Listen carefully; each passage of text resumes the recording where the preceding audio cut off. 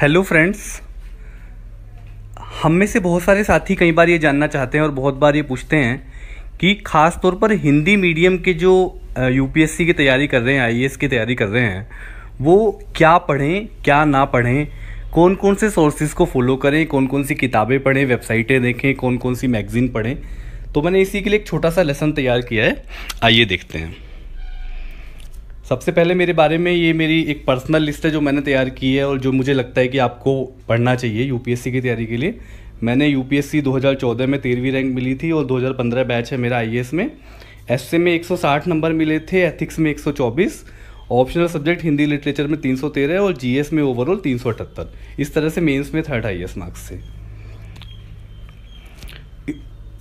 ये जो बुक्स की लिस्ट है इसके बारे में मैं आपसे कहना चाहता हूँ कि अक्सर हम लोग ये जानना चाहते हैं कि क्या पढ़ें और क्या नहीं पढ़ें। तो मैंने अपनी समझ, अध्ययन और अनुभव के आधार पर ये पुस्तकों और अन्य स्रोतों की सूची तैयार की है, लेकिन ध्यान रखें कि ये सूची अंतिम नहीं है और ना ही बेस्ट है। आपकी तैयारी का स्तर अलग अलग हो सकता है। बहुत से लोग ऐसे होते हैं जिन्होंने पहले स्कूल टाइम में बहुत अच्छे से एनसीईआरटी पढ़ी है या शुरू से अखबार और मैगज़ीन पढ़ते हुए आ रहे हैं, उनका लेवल अलग होता है। बहुत से बिल्कुल बिगिनर्स होते हैं जिन्होंने कभी इस तरह की टच में नहीं रहे होते करंट अफेयर्स के या फिर यूपीएससी से रिलेटेड तैयारी के। तो उस हिसाब से आप अपनी तैयारी के स्तर के हिसाब से, अपनी सुविधा के हिसाब से इसमें चेंज कर सकते हैं। पर मेरा सजेशन, मेरे हिसाब से सजेस्टेड लिस्ट है ये। सबसे पहले किताबों की बात करते हैं। प्राइमरी सोर्स जो है हमारी तैयारी का वो किताबें हैं। जैसे जीएस के जितने भी सेगमेंट्स हैं, history, geography, polity, economy, culture, environment, science, technology और करंट अफेयर्स, इनके सोर्सेज के बारे में सबसे पहले बात करते हैं। हिस्ट्री, इतिहास के लिए मेरे हिसाब से 9वीं से 12वीं की नई वाली एनसीईआरटी। इसके अलावा स्पेक्ट्रम की एक छोटी सी किताब आती है, आधुनिक भारत का संक्षिप्त इतिहास, जो इंग्लिश में भी आती है और हिंदी में भी आती है। और एक विपिन चंद्रा की किताब है, आज़ादी के बाद का भारत। ये कंटेम्प्रेरी हिस्ट्री की किताब है क्योंकि अब नए सिलेबस में इंडिपेंडेंस के बाद का इतिहास भी आने लगा है। इसके अलावा आप क्योंकि अब मौका मिले तो रामचंद्र गुहा की जो इंडिया आफ्टर गांधी है उसका हिंदी में भी अनुवाद आने लगा है, गांधी के बाद का भारत, तो वो भी पढ़ सकते हैं अगर आपको समय मिले। ज्योग्राफी के लिए फिर से वही 9वीं से 12वीं तक की एनसीईआरटी। और इसके बाद यदि आपको ज़रूरत पड़े महेश चंद्र बर्णवाल की किताब या माजिद हुसैन की किताब पढ़ सकते हैं। पॉलिटी के लिए एम लक्ष्मीकांत को अच्छी तरह फॉलो करें, खूब अच्छे से तैयार करें। और मेंस का जो पार्ट है पॉलिटी का, पेपर 2 का, उसके लिए भारतीय शासन एक किताब आती है, इंडियन गवर्नेंस, वो भी एम लक्ष्मीकांत की है। खासतौर पे उसके अधिकार संबंधी मुद्दे जरूर पढ़ें। अर्थव्यवस्था के लिए भारतीय अर्थव्यवस्था रमेश सिंह या फिर लालन लाल आती है इलाहाबाद से, वो वाली किताब पढ़ सकते हैं। और 9वीं से 12वीं की एनसीईआरटी यहाँ भी आपको पढ़नी है। और आर्थिक सर्वेक्षण, इकोनॉमिक सर्वे जो सरकार का होता है, उसके कुछ इंपॉर्टेंट चैप्टर्स और बजट, ये आपको पढ़ना है। इसके अलावा बुक लिस्ट में पर्यावरण के लिए एनसीईआरटी और परीक्षा वाणी इलाहाबाद की किताब है पारिस्थितिकी के ऊपर, वो पढ़ सकते हैं। और इकोनॉमी में ही मृणाल के वीडियो लेक्चर भी आप देख सकते हैं, अच्छे वीडियो लेक्चर हैं। और इकोनॉमी, साइंस, टेक्नोलॉजी के लिए 6ठी से 10वीं तक की एनसीईआरटी। इसके अलावा करंट में जो मैगजीन के माध्यम से या न्यूज़पेपर में या वेबसाइटों पे आप देखते हैं कि जो साइंस एंड टेक्नोलॉजी का जो वर्तमान में विकास हो रहा है उसमें से ज़्यादा सवाल आते हैं, तो उसको कवर करना है करंट अफेयर्स से। भारतीय संस्कृति के लिए पुष्पा बिश्व सिन्हा की किताब है जो जवाहर बुक डिपो दिल्ली से छपी है, वो पढ़ सकते हैं। इसके अलावा एनसीईआरटी की फाइन आर्ट्स की किताब से भारतीय कला का इतिहास पढ़ सकते हैं। आंतरिक सुरक्षा मेंस का एक टॉपिक है, इंटरनल सिक्योरिटी, उसके लिए टाटा मैकग्रा हिल की किताब है, अशोक कुमार आईपीएस और विपुल द्वारा लिखी गई है। इसके अलावा इंटरनेशनल रिलेशंस के लिए किसी अच्छी कोचिंग के नोट्स देख सकते हैं और विदेश मंत्रालय की वेबसाइट है mea.gov.in, उसको देखते रह सकते हैं। और करंट अफेयर्स से आईआर को आप बहुत अच्छे से कवर कर सकते हैं। भारतीय समाज के लिए एक पतली सी किताब है, नेशनल बुक ट्रस्ट से छपी है, एनबीटी से, श्यामचरण दुबे की, या फिर राम आहूजा की एक किताब है।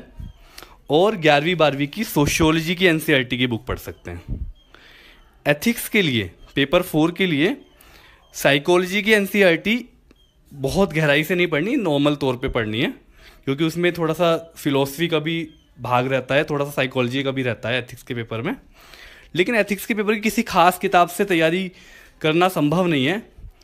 उसके लिए कुछ अच्छी किताबें आप पढ़ सकते हैं, जैसे कि कुछ अच्छे जो विचारक हैं, या कुछ अच्छी जैसे भारतीय दर्शन में गांधी का देख सकते हैं, और इस तरह से जो एडमिनिस्ट्रेटिव थिंकर्स हैं उन सबकी फिलोसफी थोड़ा थोड़ा अगर आप देख लें तो उसमें मदद मिल सकती है। निबंध के लिए किताब आ रही है दृष्टि पब्लिकेशन से, निबंध दृष्टि, जिसमें मेरा भी योगदान है और डॉक्टर विकास देवी कीर्ति व निशांत जैन, जिसमें 150 मॉडल निबंध भी होंगे। इसके अलावा इंडिया ईयरबुक जो छपती है भारत के नाम से सूचना प्रसारण मंत्रालय द्वारा हर साल, उसको देखना चाहिए, उसको पढ़ना अच्छा रहता है। और एक मेरा कहना हो रहा है कि आप रीडिंग हैबिट बनाने के लिए कभी कभी जब फुर्सत मिले तो नेशनल बुक ट्रस्ट जो है भारत सरकार का, NBT, उसका कैटलॉग मंगा लें, और पब्लिकेशंस डिवीज़न, प्रकाशन विभाग भारत सरकार का कैटलॉग मंगा लें। उसमें से अपनी रुचि के हिसाब से कभी कभी किताबें मंगाएं या ख़रीदें, या लाइब्रेरी से लेकर उनको कभी कभी ज़रूर पढ़ें। करंट अफेयर्स आजकल तैयारी का बहुत इंपॉर्टेंट पार्ट है। इस साल तो प्रीलिम्स में बहुत ज़्यादा करंट अफेयर्स से क्वेश्चन आए, और मेंस में काफ़ी हद तक पेपर करंट अफेयर्स पर आधारित होता है, और इंटरव्यू में भी। इसीलिए अखबार है द हिंदू और दैनिक जागरण राष्ट्रीय संस्करण, चाहें तो दैनिक भास्कर भी पढ़ सकते हैं। इसके अलावा बिजनेस स्टैंडर्ड आता है हिंदी में भी, उसका एक आर्थिक मुद्दे का एक होता है पेज, उसको पढ़ सकते हैं। और संपादकीय पृष्ठ बिजनेस स्टैंडर्ड का। पत्रिकाओं में सरकारी पत्रिकाएं हैं योजना और कुरुक्षेत्र, उनको अच्छे से पढ़िए। और एक पत्रिका है दृष्टि करंट अफेयर्स टुडे, और एक पत्रिका है क्रॉनिकल, तो इन दोनों में से कोई एक पढ़ सकते हैं। और वक्त मिले तो फ्रंट लाइन के भी कुछ आर्टिकल्स पढ़ सकते हैं, हिंदी में भी आती है। साथ ही भारत सरकार की नवीनतम आर्थिक और सामाजिक कल्याणकारी योजनाएं अच्छी तरह तैयार कर लें। इस समय जो भी फ्लैगशिप योजनाएं हैं या अन्य योजनाएं हैं, उनको बहुत अच्छे से उनके पॉइंट समझ लें कि उनमें क्या क्या विशेषताएं हैं उनकी, और क्या क्या उनके उद्देश्य हैं। इसके अलावा कुछ लोग पूछते हैं कि आखिर राइटिंग स्किल कैसे डेवलप करें, अपने सोच का तरीका खासतौर पर एथिक्स और एस्से के पेपर के लिए कैसे डेवलप करें।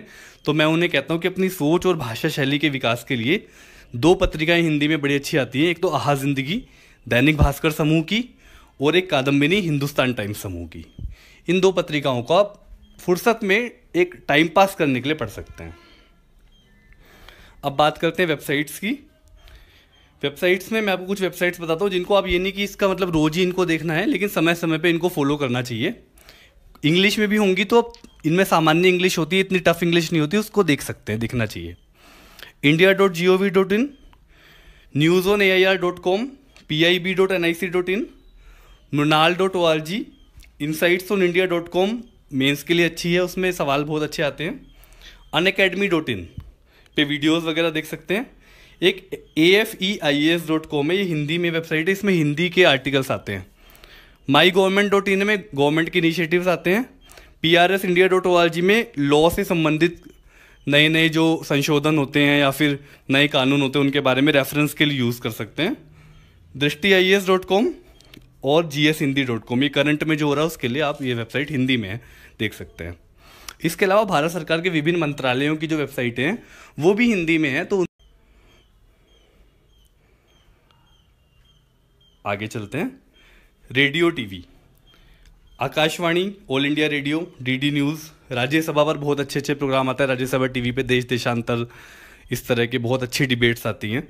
और लोकसभा टीवी, ये समय समय पे आप देख सकते हैं। इसके अलावा मतलब आकाशवाणी पे शाम को न्यूज़ एनालिसिस ज़रूर सुने, हिंदी और इंग्लिश दोनों में आता है। यानी कहने का मतलब ये कि ज़्यादातर चीज़ें हिंदी में भी उपलब्ध हैं, इसलिए हम ये ना सोचें कि हिंदी में अच्छी स्तरीय प्रामाणिक सामग्री उपलब्ध नहीं है, अच्छे सोर्सेज नहीं है। ये एक तरह का भ्रम ही है। मैं मानता हूँ कि थोड़ी समस्या है, लेकिन इसका मतलब ये बिल्कुल नहीं है कि हिंदी में सामग्री उपलब्ध नहीं। बहुत सामग्री उपलब्ध है, हमें उसको पहचानने की ज़रूरत है और उसका इस्तेमाल करने की ज़रूरत है।